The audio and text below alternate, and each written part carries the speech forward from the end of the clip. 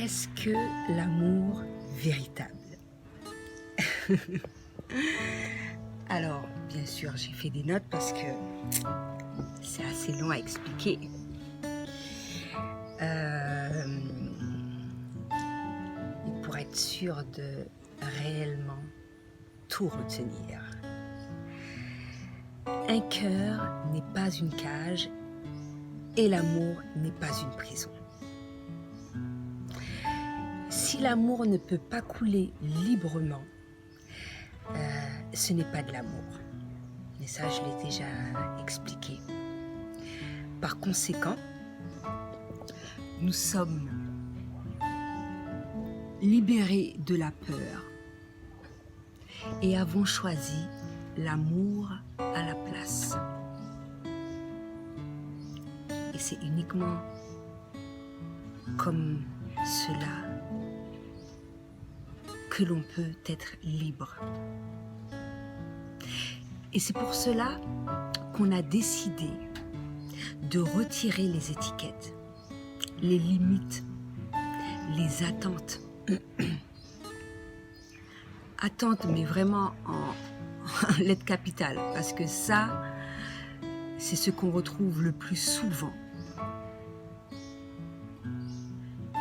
Alors, qu'on a décidé de retirer les attentes qui sont venues dans notre relation personnelle. Je t'aime, Jean, pas Pierre-Paul Jacques. Je t'aime, Jean. Je t'aime comme un être infini. Et je le ferai toujours. D'accord? Que tu le veuilles ou non. Par contre, ça, tu peux pas m'empêcher. Je t'aime, en plus, c'est un beau cadeau, c'est pas mauvais, n'est-ce pas? Je suis plus que fière de notre connexion et de ce que nous sommes devenus tous les deux. Je me sens plus proche de toi maintenant. Et notre amour se sent plus pur également.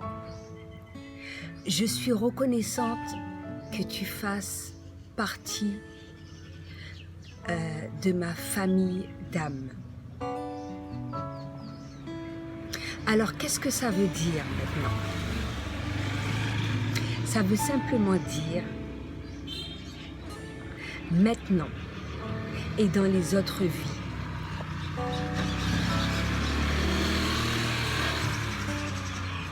Que l'on est amis et que l'on restera amis,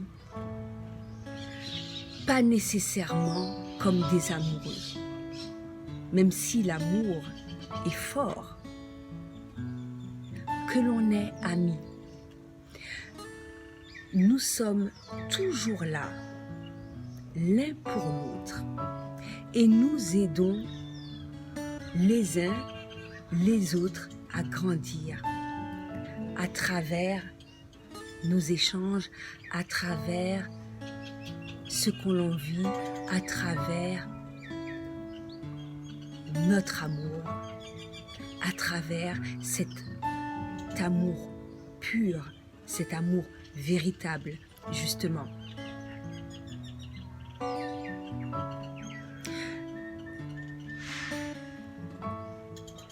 Nous sommes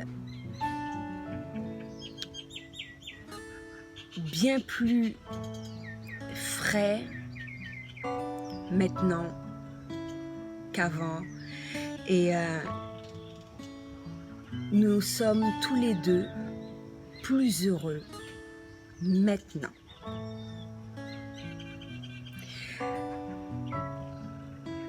Une transformation a été faite, mais une très bonne transformation, justement, une transformation pacifique. un choix conscient et conscient du cœur. Pas de drame, pas de triste au revoir, pas de combat, pas de rancune. Et je pense que ça, c'est essentiel lorsque tu arrives à ce stade-là. N'est-ce pas? Juste de l'amour et de la compréhension. Nous avons parlé de tout un nombre incalculable de fois au cours de ces derniers mois et nous sommes arrivés à la conclusion qu'une amitié profonde soutient notre connexion d'âme d'une meilleure façon pour nous deux. Pas uniquement pour soi, pas uniquement pour l'autre, pour tous les deux. Cela peut sembler impossible à imaginer pour certaines personnes. Beaucoup ont des préjugés et nous ne pouvons pas, même nous ne devons pas nous en soucier de cela. Ce n'est pas ce qui est le plus important. Et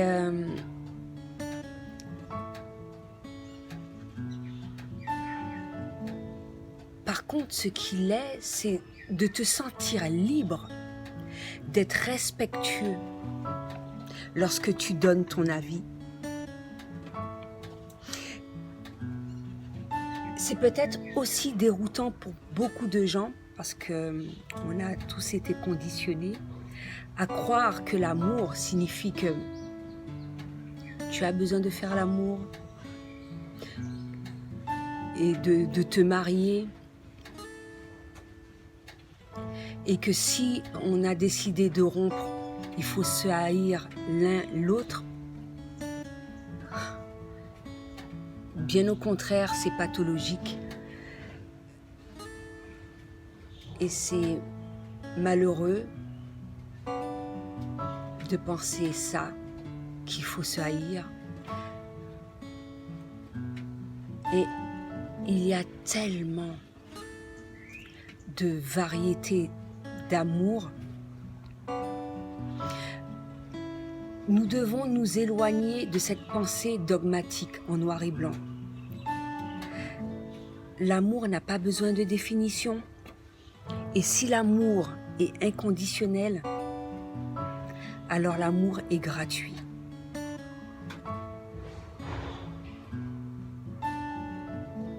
Ce qui n'est pas forcément le cas dans les relations modernes. L'amour est incarnation de la liberté. Encore une fois. Si tu ne peux pas être libre avec quelqu'un et permettre quelqu'un d'autre d'être libre, vous êtes attachés et codépendants. Mais ce n'est pas de l'amour.